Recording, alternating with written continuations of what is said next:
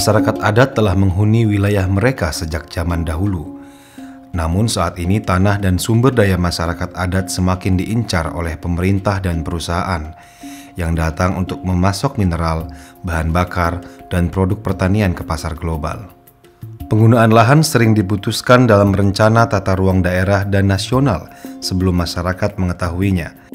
Perusahaan, politisi, pejabat setempat dan aparat keamanan sering bekerja bersama-sama untuk memutuskan apa yang mereka pikir terbaik atas nama pembangunan nasional.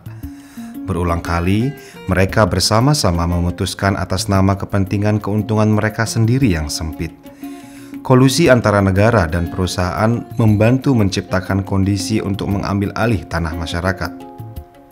Saat perusahaan maupun pemerintah merencanakan pembalakan, pertambangan, perkebunan, konservasi atau perubahan tata guna lahan lainnya, mereka sering menggunakan berbagai taktik untuk meyakinkan warga masyarakat untuk menerima dan mendukung proyek tersebut. Mereka memiliki banyak taktik yang dirancang dengan baik oleh para ahli di perusahaan-perusahaan itu. Orang-orang dalam film ini adalah masyarakat lokal yang lahannya telah menjadi sasaran untuk pembangunan skala besar. Dengan belajar dari pengalaman mereka, Anda dapat menyadari dan menjadi lebih siap untuk mengidentifikasi dan menghadapi taktik perusahaan di wilayah Anda sendiri. Di sebagian besar negara, masyarakat memiliki hak untuk diajak konsultasi atas rencana pembangunan yang akan berdampak bagi mereka.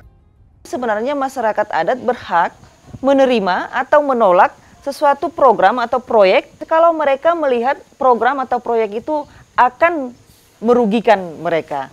Tetapi masyarakat adat juga boleh menerima kalau mereka lihat memang program itu akan menguntungkan dan membawa kesejahteraan bagi masyarakat desa. Di bawah hukum internasional, masyarakat memiliki hak untuk menerima atau menolak persetujuan yang dikenal sebagai persetujuan bebas, didahulukan dan diinformasikan. Pada kenyataannya, banyak masyarakat dikecewakan oleh proses sosialisasi dan konsultasi. Salah satu contoh praktik buruk adalah mengabaikan segala bentuk konsultasi. Nah, ketika itu dilakukan oleh negara, tidak pernah bicara dengan kita. Tidak pernah pamit. Mereka hanya ambil-ambil saja. Ternyata kita sudah hilang hak atas tanah. Kita sudah hilang hak atas air kita, sudah hilang hak atas sumber kehidupan kita. Seringkali masyarakat baru dapat mendengar rencana pembangunan ketika humas dari perusahaan datang mengunjungi mereka. Mereka melibatkan ahli sosiologi dan ahli-ahli lain untuk urusan mengelabui orang. Mereka mencari berbagai cara untuk memperoleh dukungan kami, meyakinkan kami dengan cara apapun. Rapat konsultasi kerap kali tidak pernah terbuka untuk semua orang di komunitas. Perusahaan mulai memberikan informasi tentang proyeknya, tapi hanya dengan sedikit orang, tidak semua. Mereka katakan bahwa dengan demikian mereka sudah berkonsultasi dengan kami. Mereka tak pernah menyelenggarakan pertemuan besar yang dihadiri seluruh masyarakat untuk membahas proyeknya.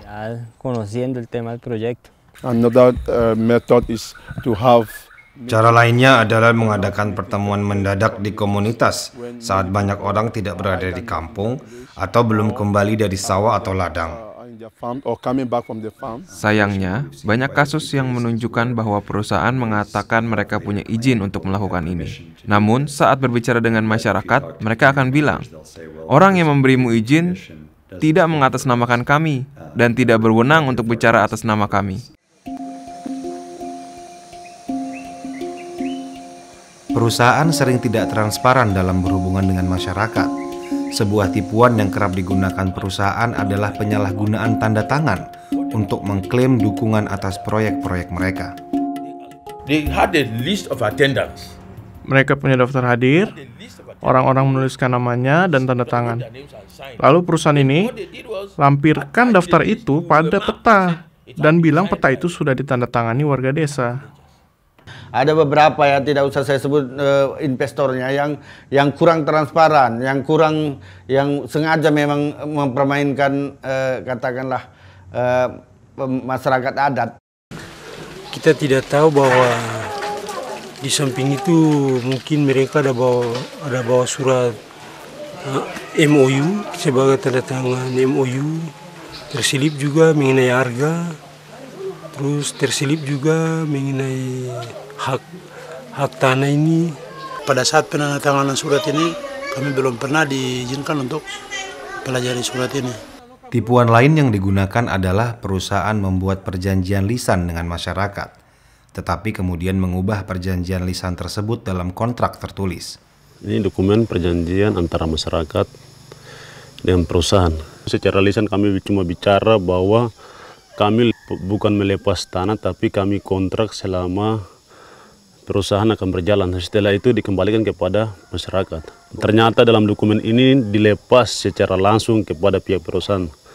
Nah, ini dibohong oleh perusahaan kepada orang tua kami dan saudara-saudara kami yang ada di kampung ini. Merasa ditipu. Sampai saat ini juga masyarakat sekarang lagi bingung kami akan kemana ini.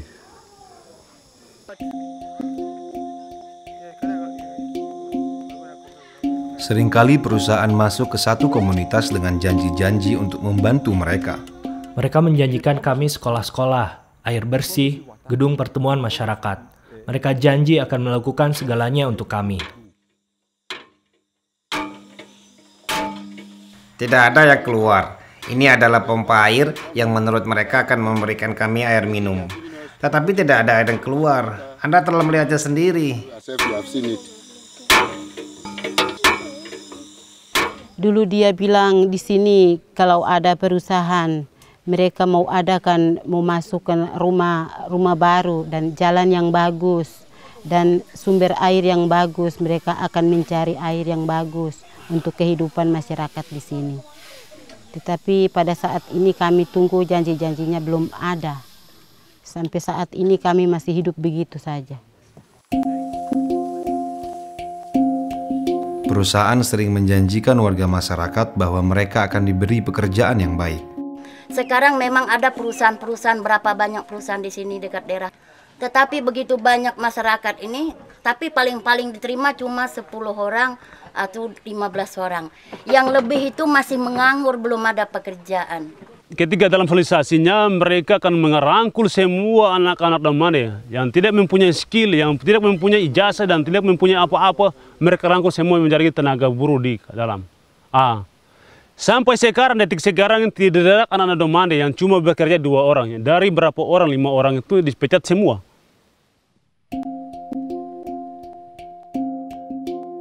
Seringkali tokoh masyarakat seperti kepala desa, pemimpin adat, atau kepala keluarga diberi perhatian khusus oleh perusahaan.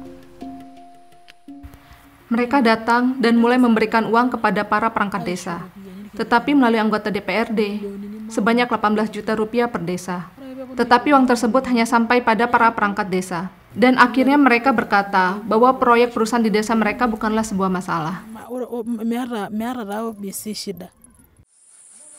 Ya, taktik perusahaan biasanya mengundang pucuk pimpinan, diajak makan, terus itu diundang, ditawarin kita kerja, ditawarin uang, dijanjiin akan dibangunin rumah, dan itu pernah juga saya rasakan. Berbagai daerah itu bisa dipecah belah. Para kepala desa lain telah menerimanya, tetapi saya katakan, biarkan saya mati miskin. Saya tidak berminat menyerahkan tanah saya pada orang-orang yang datang dengan janji-janji tanpa bicara dengan saya dan warga saya.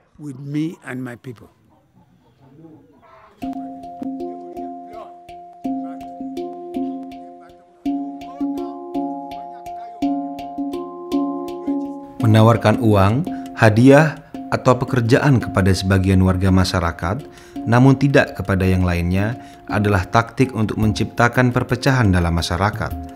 Masyarakat yang kompak merupakan kendala terbesar untuk pembangunan skala besar, sehingga memecah belah masyarakat adalah salah satu taktik paling efektif yang digunakan perusahaan untuk memperoleh lahan. Pecah belah dan kuasai telah menjadi taktik standar sejak zaman penjajahan, dan sekarang terjadi lagi, bahkan lebih parah dari sebelumnya. Hati-hati dengan cara perusahaan untuk menguasai. Mereka akan buat kita bergantung. mereka akan buat kita cemburu satu dengan yang lain, dan mereka akan masuk. Kami belum berdemonstrasi lagi karena kami terbelah. Ada anak-anak muda yang sekarang bekerja di tambang, jadi orang tua mereka tak bisa melawan tambang. Ya, pernah ditipu itu.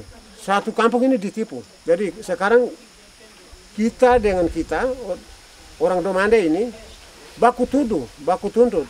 Kau yang tanda tangan secara diam-diam. Padahal ini perusahaan yang main, perusahaan yang punya permainan. Perusahaan sering memberitahu masyarakat bahwa mereka akan tetap miskin kecuali menyerahkan tanah mereka. Mereka akan bilang, Anda paling terbelakang dalam ekonomi, pendidikan, Anda harus melakukan sesuatu. Pada saat itu mereka akan katakan, kami dapat membantu, tapi Anda harus memberikan sesuatu sebagai balasannya.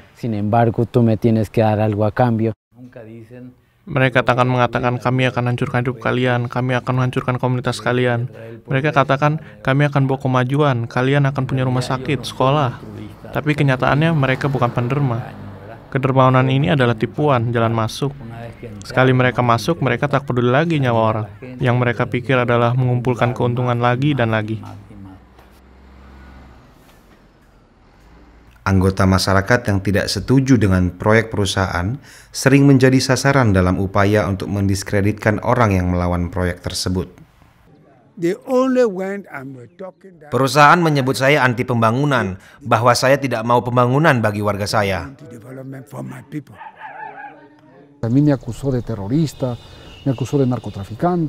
Perusahaan menuduh saya teroris, pengedar narkotika, maklar tanah, penyeludup kayu, terlibat perdagangan emas. Saya menyangkalnya. Kemudian penyiksaannya menjadi semakin parah. Perusahaan kadang juga menggunakan pengadilan untuk menuntut orang-orang yang menentang proyek mereka, seperti warga masyarakat ini di Indonesia.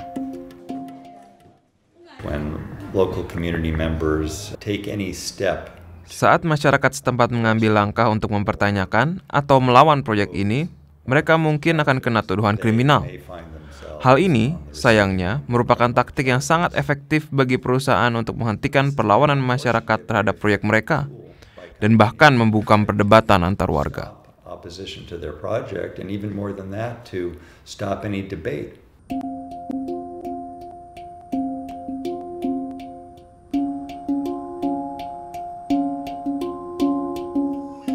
Sebagian perusahaan menggunakan suap, paksaan, dan dakwaan hukum untuk memastikan berjalannya proyek mereka. Namun perusahaan lain menggunakan taktik yang lebih kasar.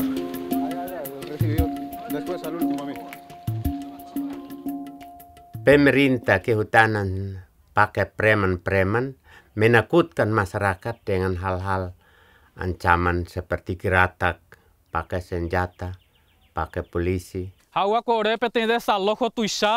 Orang yang mencoba mengambil alih tanah kami mengenyahkan kami, mengerikan.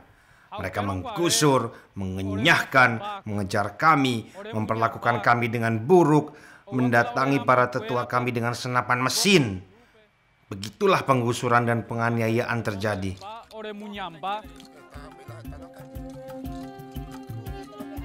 Perusahaan menanamkan uang dalam jumlah besar untuk merencanakan dan membangun proyek mereka.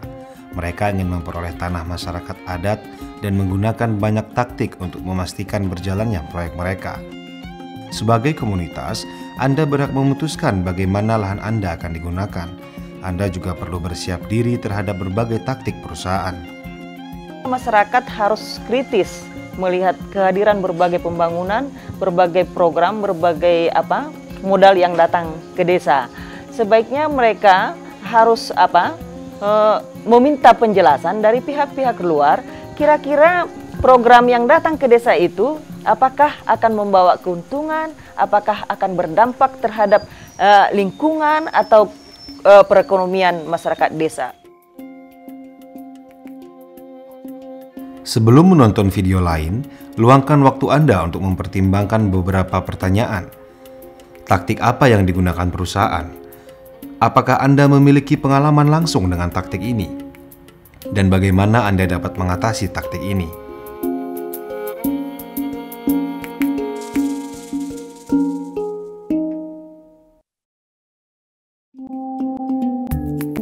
Banyak video lain dalam perangkat ini yang mengamati cara masyarakat menolak pengambil alihan tanah mereka.